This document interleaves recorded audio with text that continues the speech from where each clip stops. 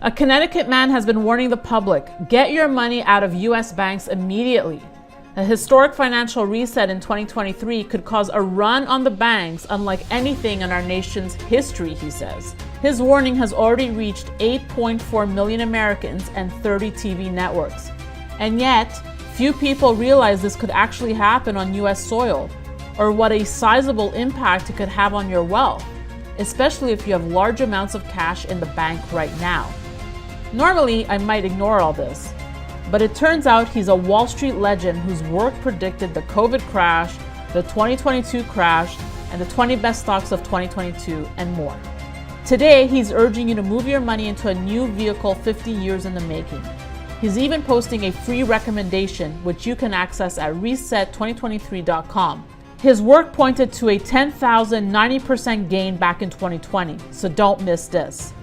A new vehicle outside the banking system could massively boost your wealth. You can get the details today at reset2023.com. Again, that's reset2023.com. Hi, this is Daniela Combone. Welcome back to the Daniela Cambone Show here on Stansberry Research. Today we are talking about the possibility of Saudi Arabia looking to join the BRIC nations. Is this a sign that the world is ready to move away from Western dominance? Here to talk about this and so much more is Willem Middelkoop, author of The Big Reset. He's also the founder of the Commodity Discovery Fund. Willem, always good to be with you. Welcome back. Yeah, great to be back. And the reset seems to be happening as we speak. Absolutely. And you know, in my preparation for this interview, Willem, I felt so overwhelmed because news just keeps flowing in here. So I really hope to get through all my talking points. But let's start with this possibility and news items floating around that Saudi Arabia could perhaps join the BRICS here. Just for some context, the group, known by the acronym for its 5 core members, Brazil, Russia, India, China, and South Africa, consists of more than a quarter of the world's GDP and about 40% of the global population. What's interesting to me, Willem, and this is my take, it was almost started as a marketing ploy back in the day, almost like, you know, let's just put these group of misfits over here, the, you know, you can't sit with us at lunch crowd. But now they've become almost a sleeping giant.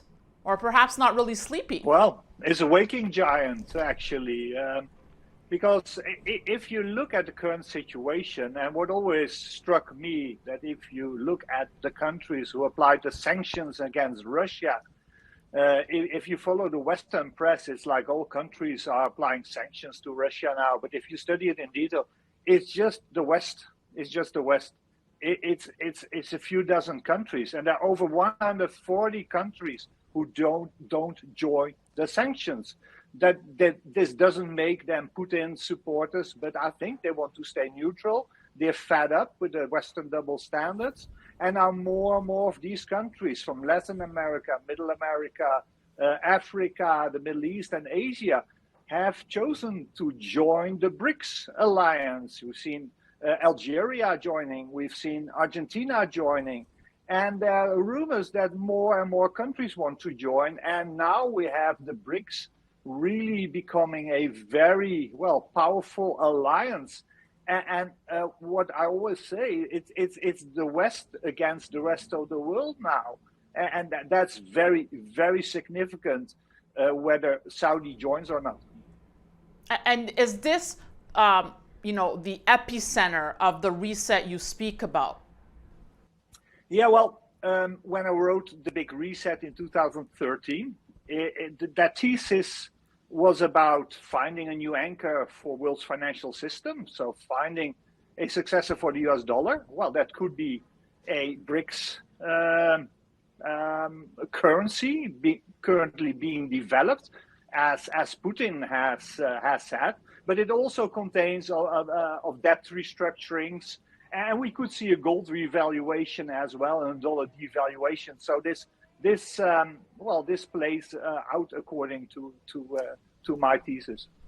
So let's dig a little deeper. I found a research paper entitled Russia and Global Affairs. Now, keep in mind, it's written from the optics of a Russian, Fyodor Lukyanov. I hope I'm not butchering his name. He's the editor-in-chief of Russia and Global Affairs, works for the National Research University at the Higher School of Economics in Moscow.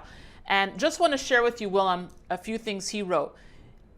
He says, the events of 2022 initiated by Moscow have clearly divided the world into a Western part that rallies against Russia, while others take a wait-and-see approach. The West used the entire arsenal of pressure at its disposal to punish Moscow and demonstrate how disobedience is punished. The result was quite unexpected. All the other countries, especially the big BRICS states or those claiming a role in the world of their own, not only distanced themselves from joining the Western campaign, but outright rejected it. And here's the part I think is crucial. This is where it became clear that BRICS has considerable potential. It might be a rather fuzzy grouping, but it's better prepared than anything else for those interested in alternative schemes of international order. Do you agree with this statement? Well, actually, in the Big Reset, I made a revised edition in 2016. And I mentioned that Moscow and Beijing will seek a reconstruction of the current world order.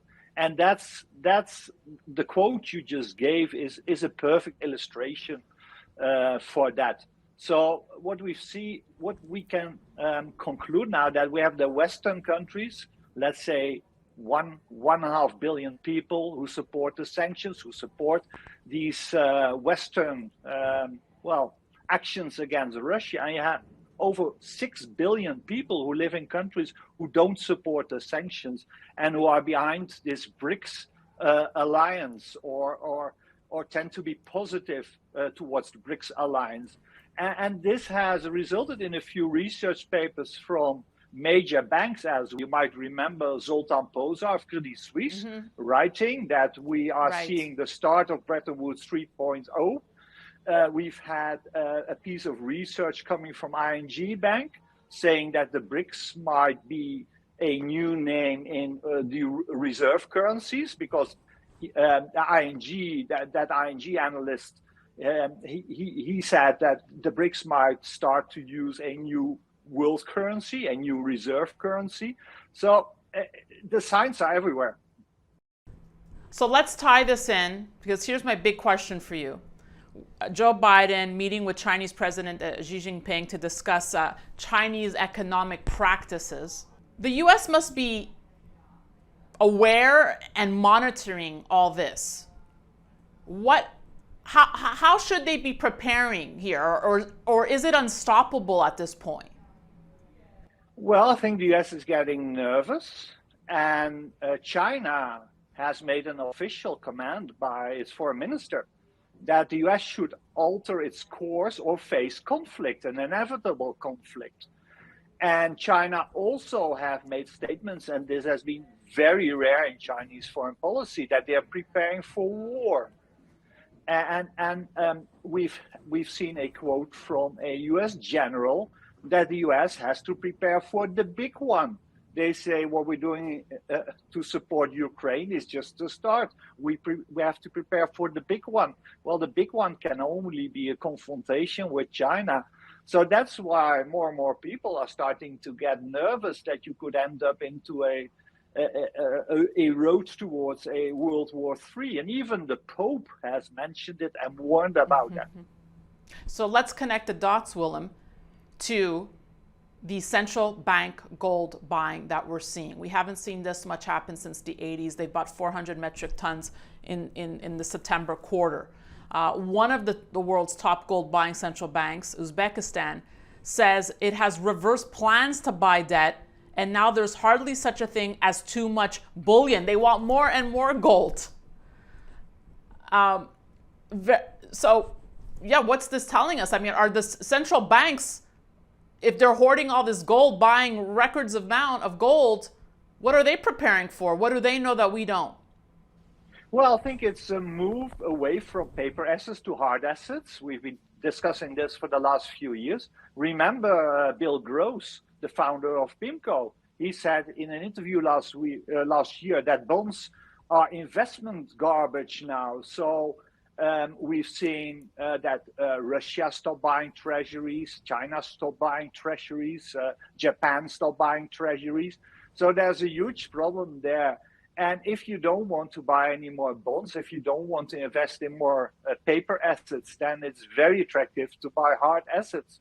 And the hardest assets of all is, of course, physical gold. So if you're a central banker, you can print money and use that money, not to buy US shares like the Swiss National Bank have been doing, but to buy physical gold. That looks like a very good strategy. And actually, all countries east of Germany have been growing their gold reserves in a massive way. And I think this has something to do with the possibility that we could see a gold revaluation, a dollar devaluation, as being part of this monetary reset thesis.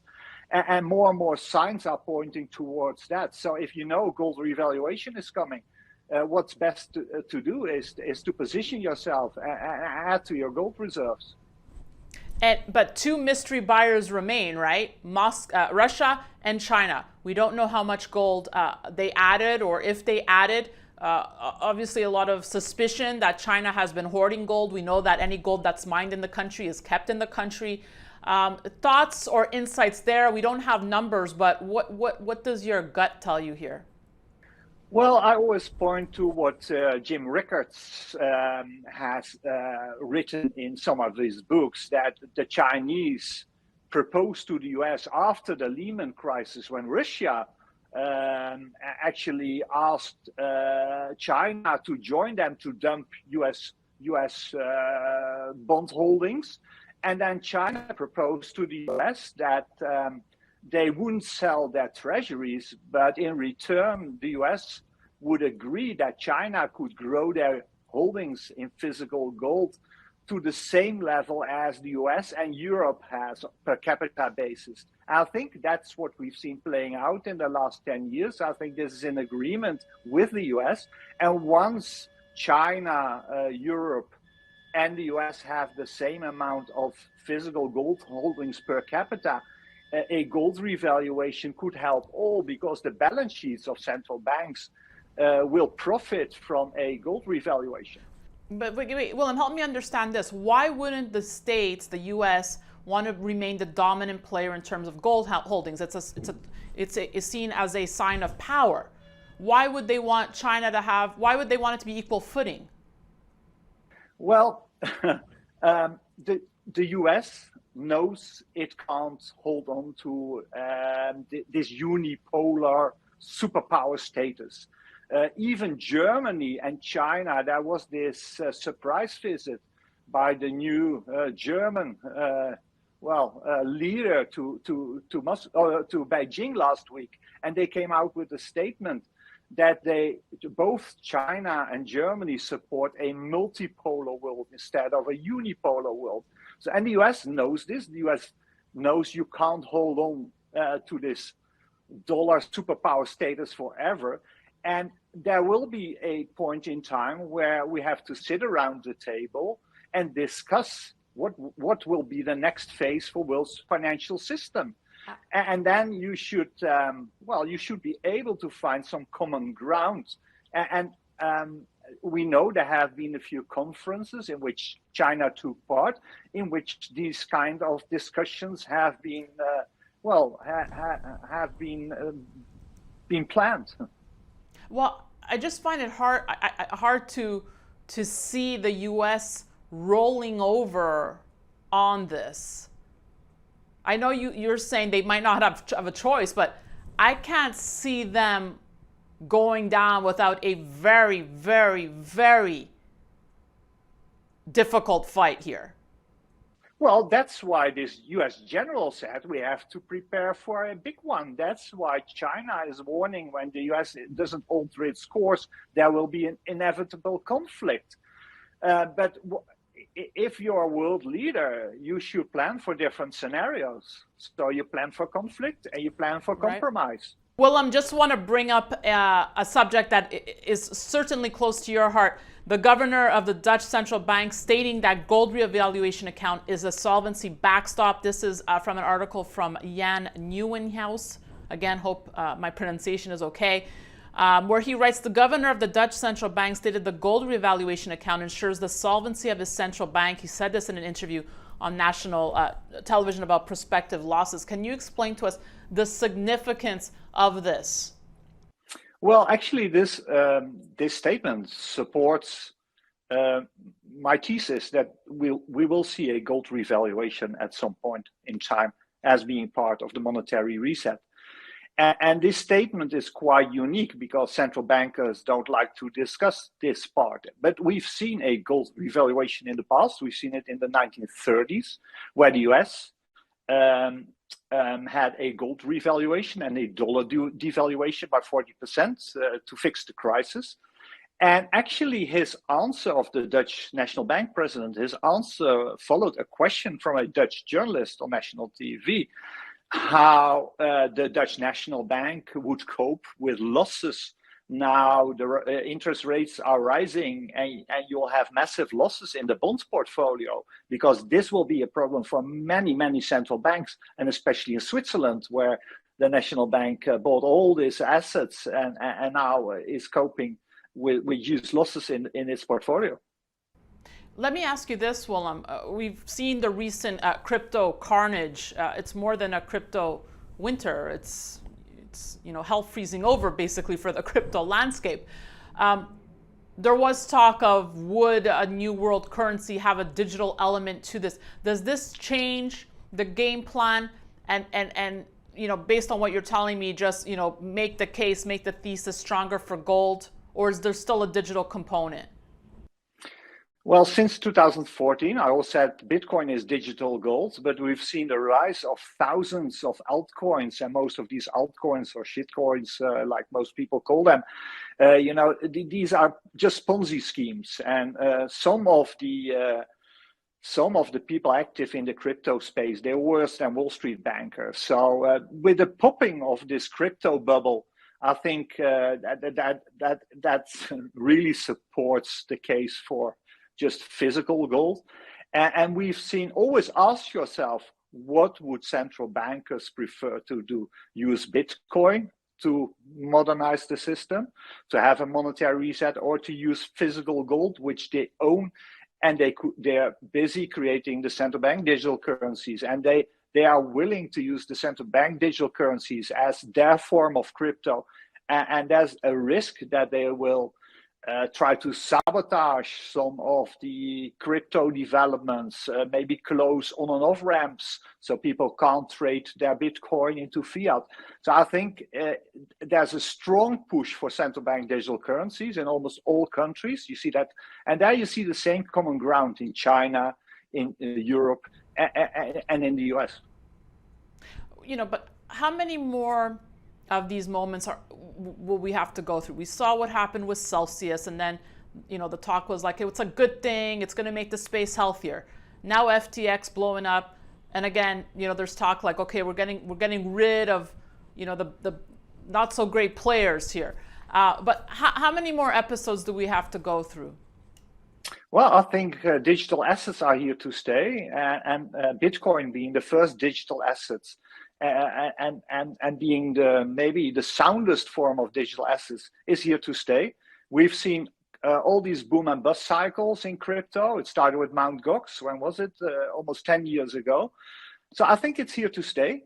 But it's very healthy that there's a shakeout, and that the bad actors who are running these Ponzi schemes and just creating money and value out of thin air are being cleared from the game. FTX founder, as you know, Sam Bankman-Fried, tweeting that he is sorry, admitting that he, foul language word I can't say on air, should have done better. I don't even have words for it, but I mean, what are your thoughts here? This guy was valued with a personal net worth of, what was it, over 30 billion. And now he seems to be in debt. So easy come, easy go. And these are some crocodile tears. And I think it's just good that these bad actors are cleared from financial markets. Okay, let's talk inflation now. How can I not with you? We see the latest CPI data, 7.7, which they say, oh, look, things are cooling off.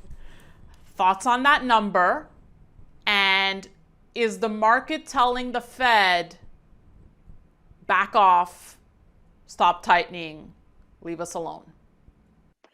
I think the declining rate of inflation helps the market with the idea that we might see a pivot by the Federal Reserve early next year.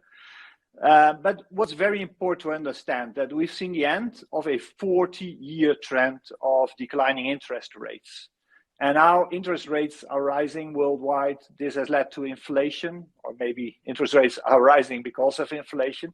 And once you have such a major trend change and a new trend starts, and I think inflation going up is a major new trend worldwide, maybe for decades to come. These trends always come in a few phases. So you can expect, just like in the 70s, if you study the inflation of the 1970s, this inflation came in three phases. There was a first phase, which started actually in the late 1960s, and then inflation came down, and then you get another rise, and then it comes down again, you get another rise. And I think we're in the same kind of process, the same kind of mechanism. So I expect inflation to come down next year towards maybe 7% or 5%. In Europe, in the Netherlands, we have inflation of 17%. But I don't buy the idea that inflation will go back to 2% and things will get normal again. I mean, you're joining us from Dubai now, but tell us the real deal. I mean, you live in Europe. Tell us about the real energy situation, because I've had experts on, like Marco Papic, saying it's overblown. I mean, I just came back from Rome, and I disagreed with Marco. I think most people I was speaking to are extremely concerned, saying they can't make their monthly payments with heat and etc. What's your take? Well, we have a very serious situation. I think we reached the end of cheap money. We reached the end of cheap energy. We reached the end of cheap labor. And we reached the end of cheap solutions. And cheap solutions is printing money by central banks. This has solved each and every crisis in the last few decades. But you can't fix inflation by printing money. You can't fix an energy or food problem by printing money. So central bankers are stuck. And if you look on a personal level, I live in the Netherlands. I also live in Switzerland. Well, also in Switzerland, the cost for electricity, they tripled. And this is the situation for most people living in Europe. And here in Dubai, of course, you use a bit less energy for heating, but you lose a lot of energy for cooling. And if you look what's happening worldwide, there's this major and alarming and almost scary trend of higher prices for food and energy, and this is killing especially the poor and the middle class. And on that note, let's talk about the looming diesel shortage here in the U.S. Willem, do you think a solution will be found? I mean, I had George Gammon on saying it's going to be a zombie apocalypse if we don't get one within the next 25 days, which he thinks is highly unlikely. But does the U.S. always find a solution? And I think bigger than that, the question is, how do we even get ourselves into this situation? Well, we all know there's a serious recession coming, also in the US. And as 50% of fossil fuels, the demand might come down. So I don't think we'll end up into a Mad Max situation because of a shortage of diesel. I always like to point out that you have all these problems coming now, these shortages in commodities, many physical markets getting stressed. I'm a fund manager of a resource fund specialized in the metal space, and we see shortages appearing everywhere. We see it in copper, where the premiums are going up rapidly. We see it in the silver market. So many markets are on the point of breaking. On that point, just your tweet caught my attention. Shortages in physical copper markets Codelco, world's biggest copper miner, has proposed a premium of $140 a ton for 2023. That would be an over 33% increase. I was surprised by this myself, because you always look at the future markets and the spot markets, and then you see a copper price is quite low. But what do we learn? Codelco is the largest copper producer worldwide. It's a state company, Chile, and they aren't selling their copper for the spot price. They aren't selling their copper for the future price. They have premiums up to 30 to 80% for the different countries. So the copper price we all see on CNBC, forget about that. That's not the price physical copper is being sold for. We see the same in the silver situation, where prices are being held down and managed or even manipulated by selling all these paper contracts, all these future of speculators pretending they can deliver the copper. But this is also a market which will break down somewhere in the not too distant future. Willem, I believe we got in all our talking points. All that news. I think most of it. Yeah. I think so most of happening. It. Phew. One point we didn't discuss is that the dollar seems to be topping out. We've seen this huge let's talk run about for that. the dollar. Yes. Yeah, we've seen this huge run for the dollar.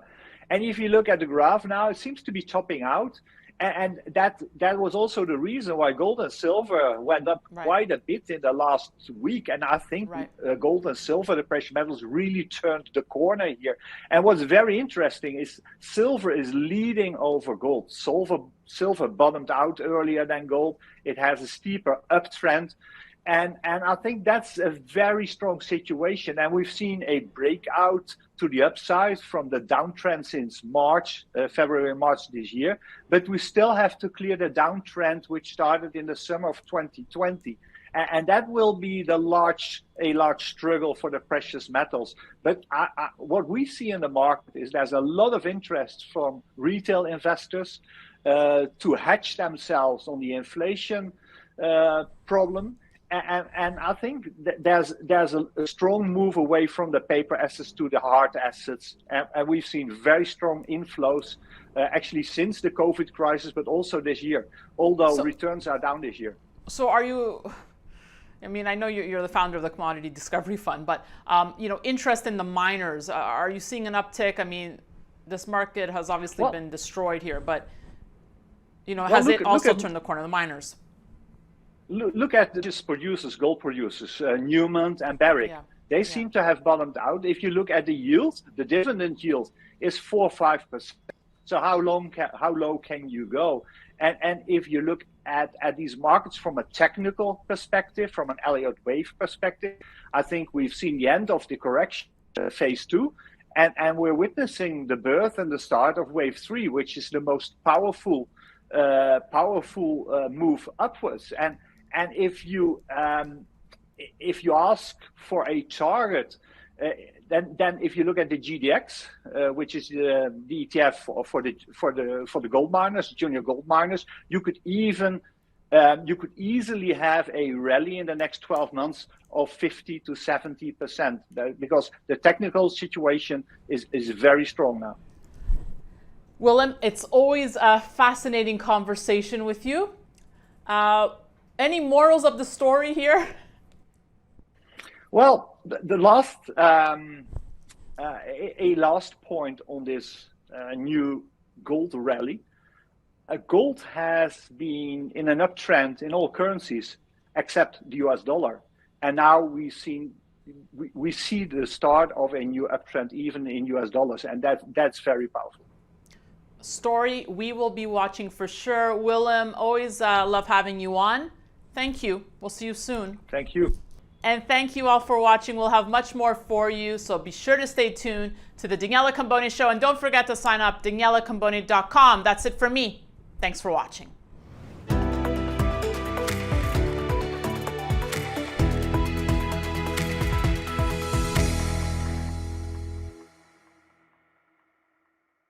Opinions expressed on this program are solely those of the contributor and do not necessarily reflect the opinions of Stansberry Research, its parent company, or affiliates.